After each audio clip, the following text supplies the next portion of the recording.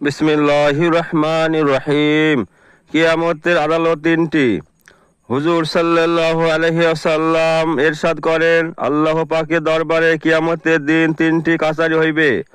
প্রথম কাছারি শিরক ও তৌহিদের, ইহাতে ক্ষমার কোনো প্রশ্ন উঠে না। আল্লাহ তাআলা ইরশাদ করিয়াছেন, অর্থাৎ আল্লাহ পাক শিরক তো ক্ষমা করিবেন না, তাহা ছাড়া যাহাকে ইচ্ছা ক্ষমা করে দিতে পারেন। দ্বিতীয় কাছারি হইল বান্দার হকের। এখানে আল্লাহ পাক হিসাব না নিয়া ও প্রতিফল না দিয়া ছাড়িবেন না।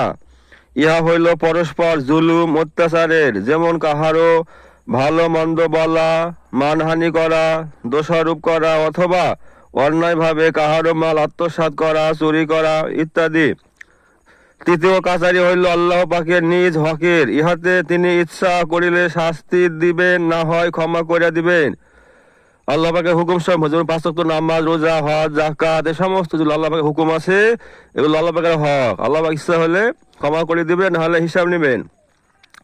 এইসব হাদিসের আসল উদ্দেশ্য হইল মানুষ যেন আপন আপন আয়ের প্রতি কঠোর দৃষ্টি রাখে, কেননা আয় হারামের হইলে না দোয়া কবুল হয়, না সদকা খয়রাত।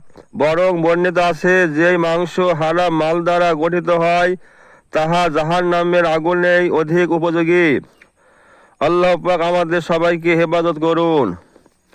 হুজুরে পাক সাল্লাল্লাহু আলাইহি ওয়াসাল্লাম ইরশাদ করেন, কিয়ামতের দিন মানুষের কদম হিসাবে স্থান হইতেও ওই পর্যন্ত নড়াইতে পারিবে না, যে পর্যন্ত 5টা জিনিসের জিজ্ঞাসাবাদ না করা হয়। 1 নম্বর, পুরা জিন্দেগির বিষয়, যে উহা কি কাজে ব্যয় করিয়াছে। 2 নম্বর, আপন যৌবনকাল সম্বন্ধে, যে উহা কোন কাজে ব্যয় করিয়াছে। 3 নম্বর, ধনসম্পদ কোথা হইতে উপার্জন করিয়াছে। 4 নম্বর, আর উহা কোথায় খরচ করিয়াছে। 5 নম্বর, এলেম অনুযায়ী কি আমল করিয়াছে। এই 4টা প্রশ্ন জিজ্ঞাসাবাদ প্রত্যেকে দিতে হইবে। তো এখানে চিন্তা করিবার বিষয় যে, প্রথম প্রশ্নতে বলা হয়েছে সারাটি জীবন কোন কাজে ব্যয় করেছো, আর দ্বিতীয় প্রশ্ন কি করা হবে, যৌবনকাল কোন কাজে ব্যয় করিয়াছো। তবে প্রথম প্রশ্নে কিন্তু দ্বিতীয় প্রশ্নের উত্তর থেকে যাচ্ছে, তাই কি না?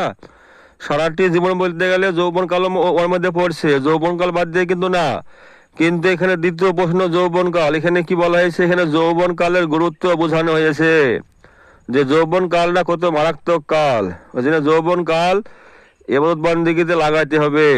যৌবনকালের 1 সেজদা, বৃদ্ধ বয়সে 70 সেজদা তার থেকে উত্তম বলা হয়েছে।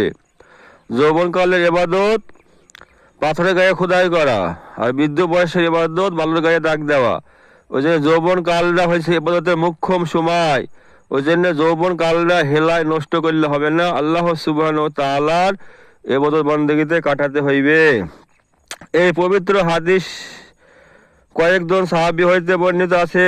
প্রথম প্রশ্ন পূর্ণ জীবন সম্পর্কে, কেননা মানুষের প্রতিটা শ্বাস প্রশ্বাস অমূল্য সম্পদ। উহা কোন কাজে ব্যয় হইয়াছে, আমাদিগকে কেন পয়দা করা হইয়াছে, আমাদের জীবনের উদ্দেশ্যই বা কি, কোন কাজের জন্য না অনর্থক পয়দা করা হইয়াছে। আল্লাহ পাক স্বয়ং সতর্কবাণী উচ্চারণ করেন। হ্যাঁ, তোমরা কি এই ধারণা করে আসো নাকি যে আমি তোমাদেরকে অনর্থক সৃষ্টি করে আছি, আর ইহাও মনে করো নাকি যে তোমরা আমার দিকে প্রত্যাবর্তন করিবে না, মনে ফিরে আসিবে না, আর তোমাদের জীবনে হিসাব দিতে হইবে না? তোমরা কি এটা মনে করো? কখনোই না, অবশ্যই আমার কাছে ফিরে আসতে হইবে। শুধু তাই নয়, অন্য জায়গায় মানুষের মাকসুদে জিন্দেগিও বাতলাইয়া দেওয়া হইয়াছে। আল্লাহ সুবহানাহু ওয়া তাআলা বলেন, ওমা খালাকতুল জিন্না ওয়াল ইনসা ইল্লা লিয়াবুদুন, অর্থাৎ আমি জিন এবং ইনসানকে একমাত্র ইবাদতের জন্যই সৃষ্টি করিয়াছি। এমত অবস্থায় প্রত্যেকের আপন জীবনে হিসাব লওয়া উচিত, যে উহার অমূল্য মুহূর্তগুলির কয়টি অংশ আসল উদ্দেশ্যে ব্যয় হইতেছে, আর কতটা বেহুদা কাজে কর্মে ও ভ্রমণ চক্করে ব্যয় হইয়াছে। আপনি বাড়িতে এর জন্য একজন রাজমিস্ত্রি রাখিয়াছেন, আপনি নিজেই অনুমান করুন যে সে কতটুকু সময় আপনার কাজে ব্যয় করিতেছে, ও কতটুকু খানা পিনা ও তামাক সিগারেটে ব্যয় করিতেছে। কাজে আপন অধীনস্থদের ব্যাপারে যতটুকু সহ্য যতটুকু অন্যায় সহ্য করিতে পারিবেন নিজের বেলায়ও ততটুকু সহ্য করুন। আপনি বেতন দিয়া দোকানের জন্য কর্মচারী রাখিলেন, সে যদি আপন কাজে সারাদিন কাটাইয়া শুধু কয়েক মিনিটের জন্য আপনার দোকানে আসা যাওয়া করে, তবে কি আপনি তাহাকে পূর্ণ বেতন দিবেন? যদি না দিলেন, তবে আল্লাহ পাক যে আপনাকে শুধু ইবাদতের জন্য পয়দা করিয়া অফুরন্ত নিয়ামত দ্বারা প্রতিপালন করিয়াছেন, আর আপনি অমূল্য জীবন কি অনর্থক কাজে ব্যয় করিতেছেন, তদুপরি 5 ওয়াক্ত নামাজ পড়িতেছেন ভাবিয়া নিজেকে সান্ত্বনাও দিতেছেন, নিজে চাকরদের ব্যাপারে এইসব অর্থ যুক্তি সহ্য করিবেন কি? আল্লাহ পাকের অপার মেহেরবানি, তিনি আমাদের সমস্ত সময়টাকে ইবাদতের জন্য ফরজ করেন নাই, বরং সামান্যটুকুই ফরজ করিয়াছেন। ইহাতেও যদি আমরা গাফিলতি করি, তবে তা কত বড় জুলুমের কথা। দ্বিতীয় প্রশ্ন করা হইবে, যৌবনকাল সম্পর্কে উহা কি কাজে ব্যয় হইয়াছে? আল্লাহ সন্তুষ্টি কাজে, তাহার ইবাদতে ও দুর্বল অসহায় এবং মাসলুমের সাহায্যে, না অপকর্মে, আমোদে প্রমোদে ও অসহায়ের উপর জুলুম অত্যাচারে এবং অন্যায়ের সাহায্যে, না পাক দুনিয়া উপার্জনে ও ইহকাল পরকাল ধ্বংসকারী বেহুদা কাজকর্মে, এ সম্পর্কে জিজ্ঞাসাবাদ হইবে। এইসব প্রশ্নের উত্তর এমন এক আদালতে অবশ্যই দিতে হইবে, যেখানে উকিল মিথ্যা ধোঁকাবাজি ও সলসাতুরি কোনো কাজে আসিবে না। সেখানকার গুপ্ত পুলিশ সর্বক্ষণ আপনার পিছনে লাগিয়া রহিয়াছে। উপরন্তু যেসব অঙ্গ প্রত্যঙ্গকে সুস্থ করার জন্য মানুষ পাপ কার্যে লিপ্ত হইয়াছিল, স্বয়ং উহারাই মানুষের বিপক্ষে সাক্ষ্য দান করিবে ও অন্যায় স্বীকার করিবে, যেমন সূরা ইয়াসিনে বর্ণিত আছে। যার অর্থ, আজ আমি তাহাদের মুখে মোহর মারিয়া দিব, যেন কোনরূপ ওজর আপত্তি করিতে না পারে, এবং তাহাদের হাত আমার সহিত কথা বলিবে ও নিজ কৃতকর্ম সম্পর্কে তাহাদের পাও সাক্ষ্য প্রদান করিবে। অর্থাৎ হাত বলিয়া উঠিবে যে উহা কি কি অন্যায় কাজ করিয়াছিল ও কাহার উপর জুলুম করিয়াছিল, বা সাক্ষ্য দান করিবে যে কিরূপ অন্যায়ের মজলিসে সে গমন করিয়াছিল।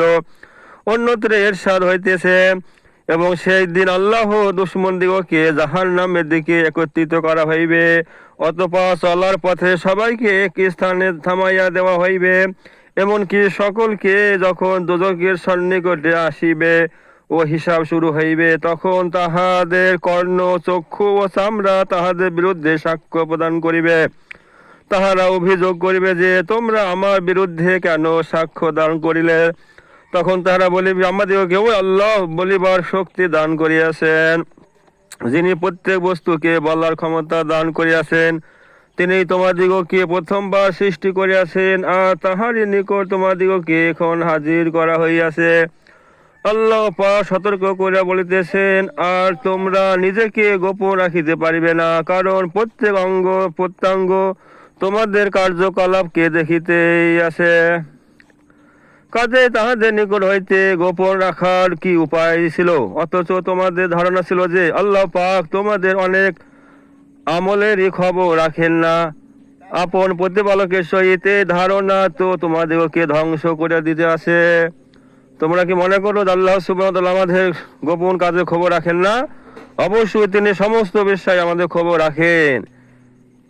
আপন প্রতিপালকের সহিত এই ধারণা তো তোমাদেরকে ধ্বংস করিয়া দিয়াছে। আল্লাহ সুবহানাহু ওয়া তাআলা মাফ করুক।